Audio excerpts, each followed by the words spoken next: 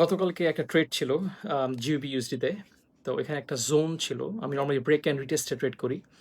সেটা হচ্ছে daily time frame থেকে আমি আওয়ারলি টাইম ফ্রেম সুইচ করে দেন এন্ট্রিটা নেই এবং স্টপ লস, এন্ট্রি, টার্গেট আওয়ারলিতেই নেই। কিন্তু লেভেলটা চুজ করি ডেইলি টাইম ফ্রেম থেকে।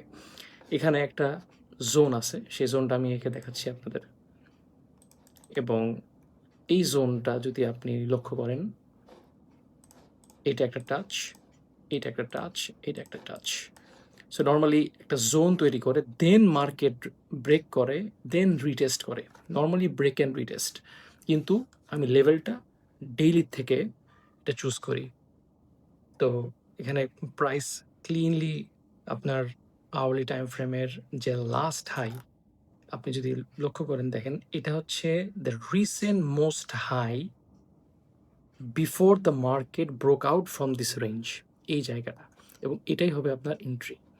আপনার এখানে এন্ট্রি নেবেন, স্টপ লস দিবেন ঠিক এই ক্যান্ডেলের নিচে, যেই ক্যান্ডেলটা ব্রেক করে জোন থেকে তার নিচে দিবেন।